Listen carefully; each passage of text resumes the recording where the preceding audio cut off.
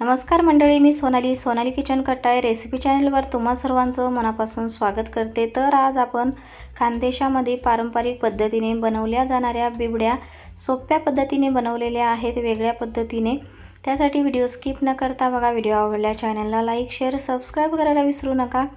बिबड्या म्हणलं की खानदेशामध्ये पारंपरिक पद्धतीने बनवले जातात। आपल्याला थोडंसं अवघड वाटतंय, पण सेम त्याच चवीने मी आज ज्वारीच्या अशा मस्त खमंग खुसखुशीत बिबड्या ही रेसिपी शेअर केलेली आहे। अगदी कोणीही बनवू शकेल इतकी सोपी ही रेसिपी आहे। त्यासाठी स्किप न करता बघा। कोणत्याही क्षणी व्हिडिओ आवडला चॅनलला एक लाईक आणि एक सबस्क्राइब नक्की करा। चला तर मग रेसिपीला सुरुवात करूयात। तर इथे मी 1 किलो ज्वारी घेतलेली आहे। तुम्हाला 1 किलोचं परफेक्ट प्रमाण सांगणार आहे। तर 1 किलो ज्वारी छान अशी स्वच्छ निवडून आपल्याला 3 दिवस पाण्यामध्ये भिजायला घालायची आहे। दररोज त्यामधलं पाणी चेंज करायचं आहे।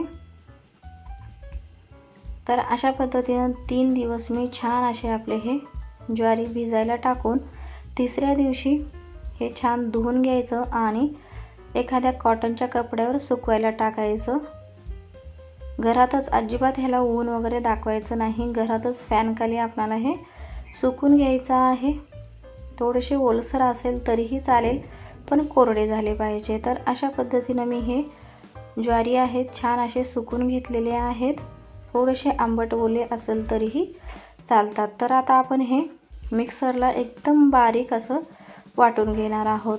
1 किलोचं असल्यामुळे तुम्ही जर घरी गिरण असेल तर त्यामध्ये सुद्धा थोडेसे जमेल तर तुम्ही बारीक करू शकता, पण मिक्सरलाच करणार आहे। थोडं साठ टाकून छान असं एकदम बारीक पिठी आपल्याला तयार करून घ्यायची आहे आणि सोजीच्या चाळणीने चाळून घ्यायची आहे। तर मी हे सगळं चाळून घेतलेलं आहे। वरचा जो कोंडा असतो त्याच्या सुद्धा पापड्या बनवले जातात, पण मी अशा पद्धतीनं बघा हे सगळं चाळून पांढरं शुभ्र असं पीठ आपलं तयार झालेलं आहे। तर एखादं मोठं पातेलं घ्यायचं, त्यामध्ये ज्वारीचं जे पीठ बनवलेलं आहे ते टाकून घ्यायचं। तर एखादं मोठं पातेलं घेऊन त्यामध्ये अशा पद्धतीने ज्वारीचं जे आपण बनवलेलं पीठ आहे ते टाकून त्यामध्ये जास्तीचं पाणी टाकायचं।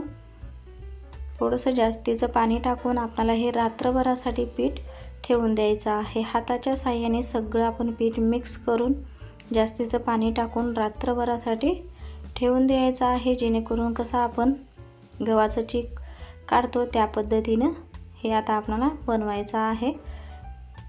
जो चीक आहे तो छान असा घट्टसर खाली बसतो, त्यामुळे अशा पद्धतीनं पीठ आहे जे सगळं गाठी मोडून आपल्याला ठेवून द्यायचं आहे।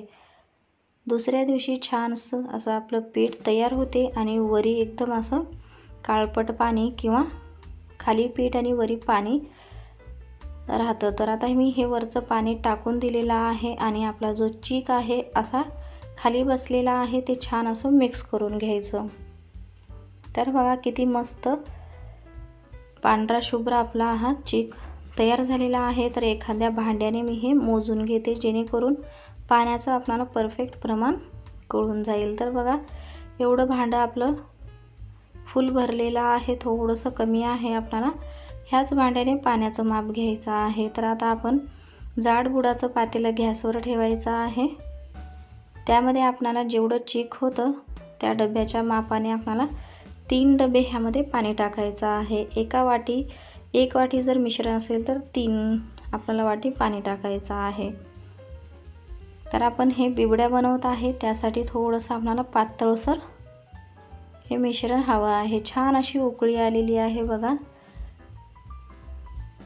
छान उकळी कडक येऊ द्यायची आहे। यामध्ये मी मीठ टाकलेला आहे, जो पोह्याचा चमचा असतो त्याने 1.5 चमचा मीठ घेतलेला आहे आणि पांढरे तीळ आणि लाल तिखट घेतलेला आहे। तुम्ही ह्यामध्ये लसूण सुद्धा टाकू शकता। आणि लाल तिखट जर आवडत नसेल किंवा कलर चेंज होतो त्यामुळे तुम्ही न टाकलं तरीही चालेल, पण कलरपेक्षा चवीला खूप महत्त्व आहे। त्यासाठी मी यामध्ये लाल तिखट आणि तीळ टाकलेले आहेत आणि एकदम अशी छान उकळी आली की त्यामध्ये हे पीठ टाकून द्यायचं आहे। जर आपण एकटी बनवत असेल तर लगेच हे पीठ टाकायचं आणि अजिबात वेळ न घालवता एवढे फास्ट ह्यामध्ये आपल्याला अशा पद्धतीने चमचा किंवा हँड मिक्सरने मिक्स करून घ्यायचं आहे।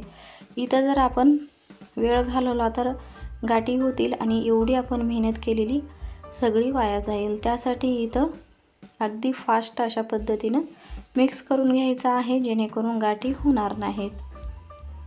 तर हँड मिक्सरच्या साहाय्याने मी हे सगळ्या गाठी फोडून घेतलेल्या आहेत। छान असं आपल्याला हे मिक्स करून झाकून ठेवून द्यायचं आहे।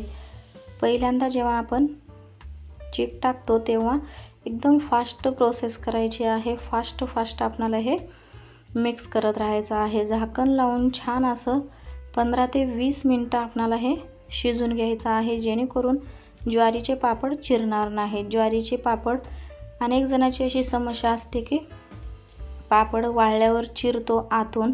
तुम्ही काय करायचं, जास्त जाडही पापड टाकायचा नाही आणि अशा पद्धतीनं पापड जो मिश्रण असतो एवढं छान असं चकचकीत एकदम काचेसारखं चमकायला पाहिजे, इतपत शिजायला पाहिजे। त्यामुळे अजिबात तुटणार नाहीत किंवा चिरणार नाहीत। तर एकदम लास्टला मी इथं जिरे टाकलेले आहेत। तुम्ही जर आधी टाकलं तर त्याचा कलर चेंज होतो। तर बघा अशा पद्धतीनं जे बिबडे खानदेशात बनवले जातात ते कापडावर अशा पद्धतीने थापून बनवले जातात, पण आज आपण फळीने एकदम पळी पापडसारखे हे बिबडे बनवत आहोत। तर सोप्या पद्धतीने आपण ज्वारीचे अशा पद्धतीने पापड बनवायचे। जास्त पातळही नाही आणि जास्त जाडही नाही असे हे पापड बनवायचे आहेत। बघा एवढं जाड टाकलं तरी हे वाळल्यावर अगदी बारीक होतात, त्यामुळे थोडंसं आपल्याला जाडसर टाकायचं आहे आणि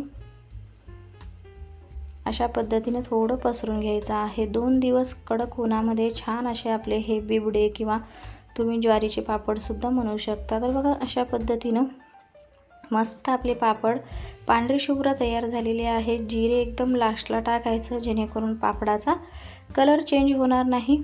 जिरे अवश्य टाका, त्यामुळे टेस्ट अप्रतिम लागते। तर तुम्हाला आता मी तळून दाखवते मस्त गरम गरम तेलात, किंवा तुम्ही हे भाजून सुद्धा खाऊ शकता।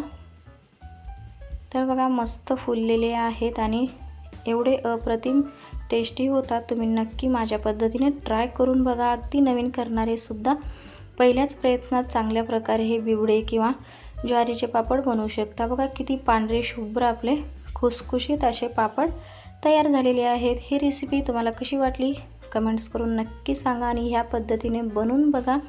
अजिबात तुमचे हे पापड बिघडणार नाहीत किंवा फसणार नाहीत। तर असेच उन्हाळी रेसिपी किंवा वेगवेगळ्या पद्धतीचे मी रेसिपी माझ्या चॅनलवर अपलोड करत असते, नक्की जाऊन बघा। असा झटपट व पारंपरिक पदार्थ घेऊन भेटू आपण पुढच्या व्हिडिओमध्ये। माझा व्हिडिओ पाहिल्याबद्दल धन्यवाद।